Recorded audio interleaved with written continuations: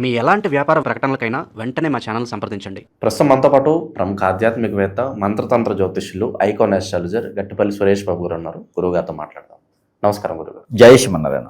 April మాసం విశేషంగా మీనరాశి వాళ్ళకి ఎలా ఉండబోతుంది, వీళ్ళకి ఎదురయ్యే లాభ నష్టాలు, మంచి చెడులు ఎలా ఉండబోతున్నాయి, ధనపరంగా, వ్యాపార పరంగా, పెట్టుబడుల పరంగా ఈ నెల వీళ్ళు ఎలాంటి జాగ్రత్తలు తీసుకోవాలి, ముందుగా వాటితో స్టార్ట్ చేయండి గురుగారు. మీనరాశి ఏప్రిల్ మాసం 2026 సంవత్సరం. ఈ సంవత్సరం ఆరంభమయ్యి అప్పుడే 4 మాసాలు అయిపోయిందా అనిపిస్తుంది.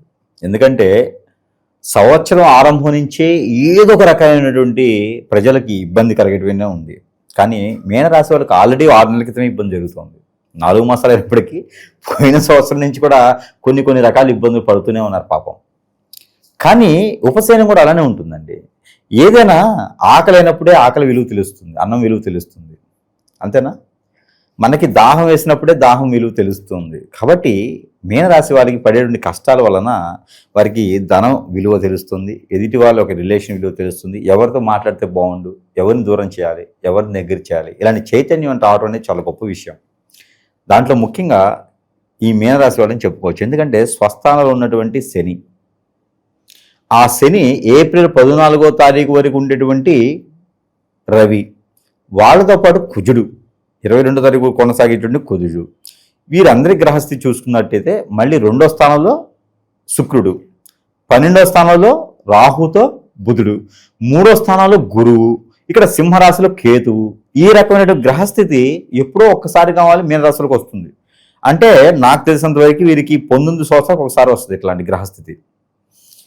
ఇది ఒక అదృష్టం అని చెప్పొచ్చు. ఎందుకంటే స్వస్థానంలో శని అంటే అంత ఈజీ కాదు, అది ఒక అదృష్టమే. శని భగవానుడు రావడం అనేది మామూలు విషయం కాదు, అది చాలా మంచి అదృష్టం. తొక్కుకోవడమా, ఉండడమా, పోవడమా ఇక్కడ తేలిపోద్ది ఈ 2 సంవత్సరాల్లో. దాంతో వీళ్ళకి దాదాపు సంవత్సరం దగ్గరికి వస్తుంది, సంవత్సరం అయిపోయింది దగ్గరికి వచ్చి వీళ్ళ దాంట్లో శని వచ్చి. కాబట్టి ఈ మీనరాశి వాళ్ళకి గత సంవత్సరంగా కూడా చూసినట్టయితే ఏ పని ముందుకెళ్ళకపోవటం, అష్టదిబ్బందన అయిపోవటం, ఎక్కడేసిన కొంగడు అక్కడే ఉండటము, పెళ్ళి అనుకున్నా, విదేశాన్ని అనుకున్నా, కొన్ని రకాల వ్యాపారాలు అనుకున్నా కూడా రేపు అనుకుంటే సంవత్సరం గడిచిపోతూ ఉంది. వీరికి ఒళ్ళేమో పెరిగిపోతూ ఉంటుంది, వీరేమో సెన్సిటివ్గా ఉంటారు, సెన్సిటివ్గా ఎవరేం చెప్పినా వింటూ ఉంటారు, అలా తలదించుకుని వెళ్ళిపోతూ ఉంటారు.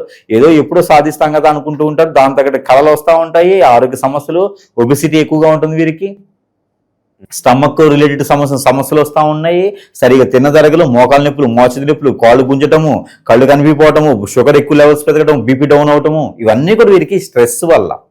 ఇవన్నీ కూడా ఈ బ్రెయిన్ స్ట్రెస్ అవ్వటము, లవ్ ఫెయిల్యూర్ అవ్వటము, అనుకోకుండా పెళ్ళి అవ్వటము, పెళ్ళైన తర్వాత జీవితంలో నిలబడలేకపోవటము, పెళ్ళైన వెంటనే జాబ్ పోవటము, దానిపై ఆ జాబ్ పోవడానికి కారణం వాళ్ళ భార్యని, వాళ్ళ భర్తని అనుకోవటము, విడాకులు తీసుకుని దానికి వెళ్ళిపోవటము, సంబంధం లేకున్నటువంటి ఇవన్నీ సంబంధాలు లేవు. ఒకదానికి లింక్ ఉన్నాయా? మనంగా మా బ్రహ్మాండంగా వైట్ అండ్ వైట్ వేసి బ్రహ్మాండంగా ఏదో పార్టీ నాయకుల్లాగా ముందుకెళ్తూ ఉంటాము. ఎవడో వచ్చేసి ఆ సైకిల్ చక్రం పక్కనే ఉన్న గుంతలు వేస్తాడు, ఆ మట్టి వచ్చి మనమేం పడిద్ది. ఇప్పుడు పిల్లోడు అనలేము, సైకిల్ అనలేము, మన షర్ట్ అనలేము, మళ్ళీ వెనక్కి వెళ్ళి షర్ట్ మార్చుకొచ్చేప్పటికి అక్కడ ఫంక్షన్ అయిపోద్ది. ఇక్కడ సంబంధం లేని విషయాలు అన్నింటిలో కల్లా ఇక్కడ వీరికి తగులుకుంటాయి అనమాట. అలానే వీరికి కొబ్బరి చెట్టు కింద నిలబడితే కొబ్బరికాయ పడిద్ది ఎత్తిన, అది కట్టుకుందామని వెళ్తే ఎదురురా తగిలిద్ది. కానీ ఎవరు లిఫ్ట్ అడిగితే ఆ లిఫ్ట్ గుంతలో పడేస్తాడు తీసుకుపోయి, స్పీడ్ బ్రేకర్ల మీద ఎక్కువ వేస్తాడు, అది తగలరాని సైడ్ తగిలేసి ఇంకొంచెం దాన్ని దారి తీస్తుంది. అన్నీ సంబంధం లేకుండా ఉంటాయి అనమాట. అలాంటి ఇబ్బందులు పడేటువంటి ఈ మీనరాశి వారికి ఈ యొక్క ఏప్రిల్ మాసం 2026 సంవత్సరంలో ఉపశమనం దొరుకుతుంది అని చెప్పొచ్చు. మనం కూర్చుందాం అనుకోండి, కుర్చీ ఇరిగిపోయింది కదా కుర్చీ అని చెప్పేసి లేసేసి మంచం కూర్చుంటే నడుము ఇరుగుతుంది, మంచం మీద కూర్చోగానే అది కుక్కి మంచం అవుతుంది. అంటే ఎక్కడైనా సంబంధం ఉందా? కానీ అనుభవించేది ఎవరు? మీనరాశి వారే. సంబంధం లేని విషయాల్లో అనుభవిస్తారన్నమాట. పక్కన ఉన్న వాళ్ళందరికీ మంచి భోజనం వచ్చింది, వీళ్ళకేమో రాళ్ళు కలిపిన భోజనం వచ్చింది. ఇక ఈ అదృష్టాన్ని చూసి తట్టుకోలేకపోతుంది, వారికే విరక్తి వచ్చేస్తుంది అన్నమాట ఒక్కోసారి. కానీ దానికి భిన్నంగానే ఈ యొక్క సంవత్సరం ఏప్రిల్ మాసం అయితే బాగుందని చెప్పొచ్చు. వీరికి పాల ఉత్పత్తులకు సంబంధించిన వ్యాపారాలు చేసుకున్నా, రెస్టారెంట్ హోటల్స్ పెట్టుకున్నా, లేక చేపల చెరువులు, రొయ్యల చెరువులు వేసినా ఈ సంవత్సరం బాగా పంటలు ఉంటాయి. పత్తి, మిరప, జొన్న, మామిడి, పప్పాయి, సపోటా, దానిమ్మ ఇలాంటి పంటలు వేసుకుంటే వీరికి అద్భుతంగా ఉంటుంది. నిమ్మ అయితే మాత్రం వీళ్ళు కోటీశ్వరులు అవుతారు. నిమ్మ కానీ మిరప కానీ ఈ రెండిట్లో మాత్రం ఖచ్చితంగా కోటీశ్వరులు అవుతారు.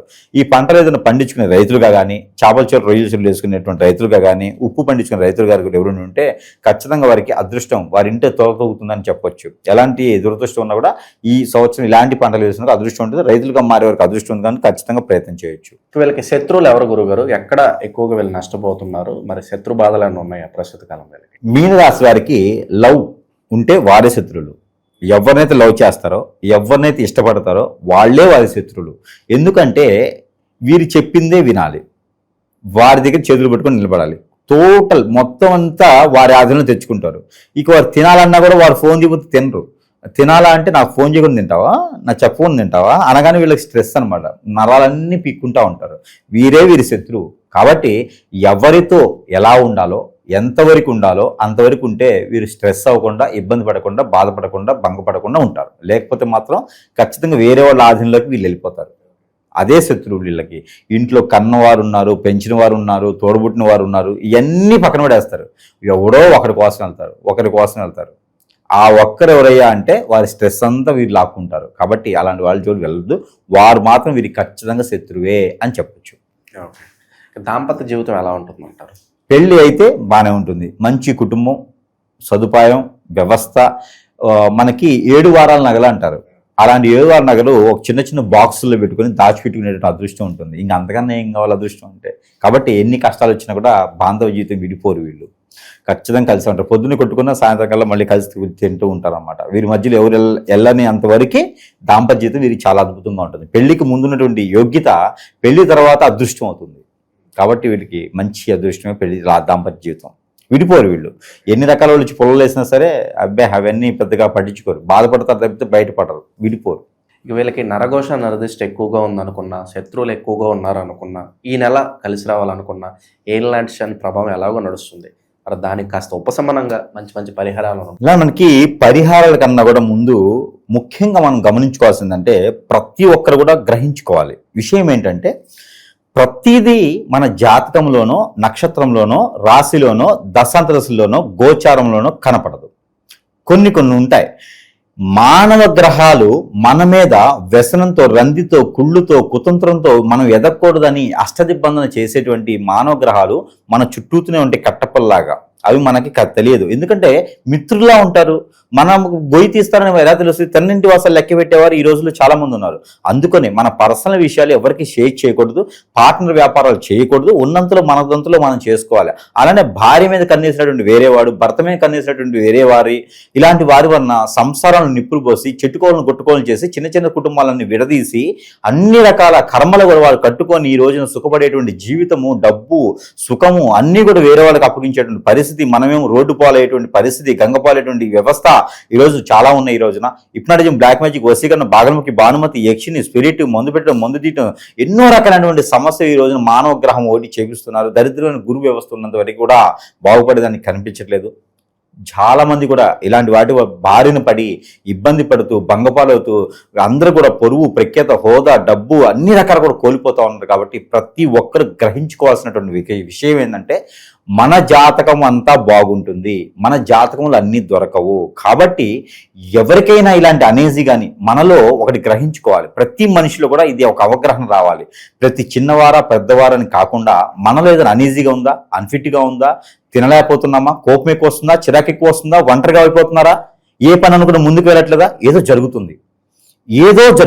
ఇది మాత్రం మనకు తెలియదు. మీరు అతి త్వరగా సమీపంలో గురువురా లేదా నాలాంటి గురువులా లాతోనా సంప్రదించినట్టయితే అసలు మనకి ఏం జరిగింది, నిజంగానే మనం ఏదైతే చేయించారా, చేపిస్తే ఇలా అష్టదిబ్బందనై ఉన్నావా, దాని పరిష్కారం వెతకండి.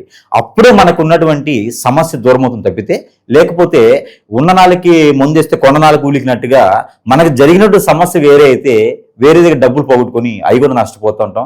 తస్మా జాగ్రత్తగా ఉండండి. మనుషుల్ని నమ్మామా మనం నష్టపోతాం. ఇలాంటి విషయాలు లేదా మాత్రం జాగ్రత్తగా ఖచ్చితంగా ఉండాల్సిందే. అయితే మనకి పరిహారాల విషయంకి వస్తే పరిహారాల కన్నా కూడా ముందు ఒక చిన్న విన్నపం ఏంటంటే, ఎన్నో రకాలైనటువంటి రంగాల్లో ఎన్నో రకాల ఇబ్బంది పడేటువంటి మీనరాశి వారు ఉన్నారు. ఇప్పటికీ కూడా జాతకానికి, నక్షత్రానికి, రాశికి, దశకి సంబంధం లేకుండా ఇబ్బంది పడుతూ ఉన్నారు. హాస్పిటల్కి వెళ్తే రోగాన్ని తెలియనట్టుగానే గురువు దగ్గరికి వెళ్తే నీకు ఏ సమస్య లేదమ్మా, కానీ వీరికి తెలుసు ఆ ఇబ్బంది ఏందో.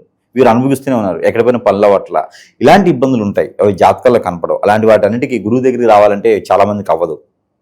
కాబట్టి అందరినీ మనం కలవలేం, అలా అవ్వదు. కాబట్టి వారందరూ కూడా ఇక్కడ పాయింట్ ఏంటంటే వారందరికీ కూడా మన దగ్గర మంత్రోచ్చారణ చేసి కొన్ని రకాల వస్తువులు ఇస్తూ ఉన్నాం. దాంట్లో మీనరాశి వారికి కూడా మనం పంపిస్తాం.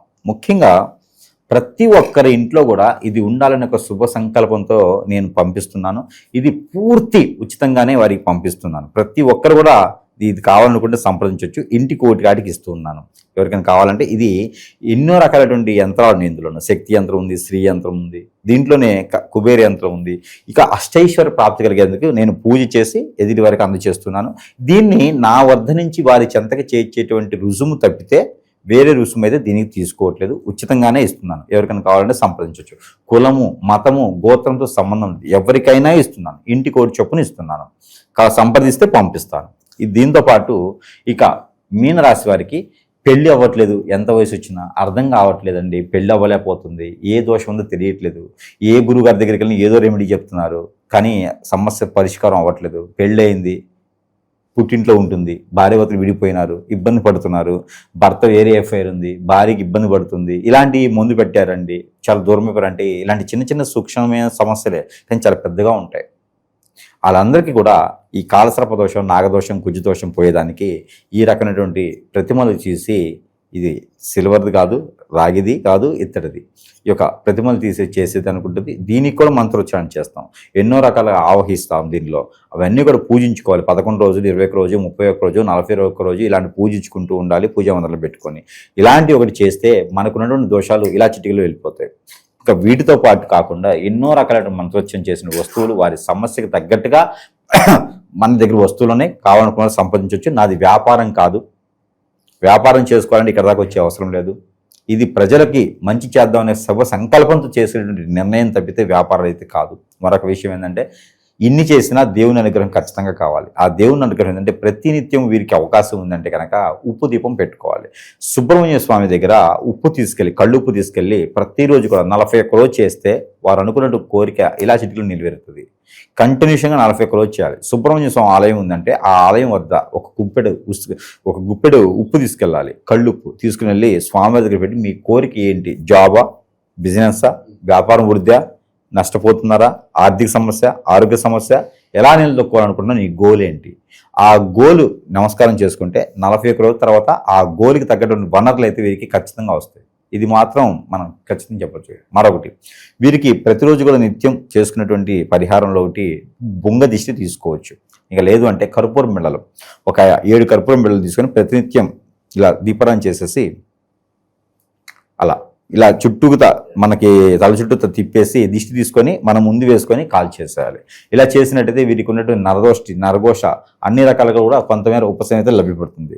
అలానే వీరికి కలిసి వచ్చేటువంటి colour white and blue and sky blue colour బాగుంటుంది. అలానే వీరికి కలిసి వచ్చే వారం సోమవారం, గురువారం అద్భుతంగా ఉంటుంది. అలానే వీరికి కలిసి వచ్చేటువంటి నంబర్స్, లక్కీ నెంబర్స్ తీసుకోవచ్చు. అందులో 6 నెంబర్ బాగుంటుంది, 4 నెంబర్ బాగుంటుంది. ఇలాంటి ప్రయత్నాలు ఖచ్చితంగా వీరు చేసుకుని అదృష్టవంతులు అవ్వచ్చు. ఓవరాల్గా ఈ రాశి వాళ్ళకి ఎలా ఉంటుంది అనేది మంచి విశ్లేషణ అందించారు.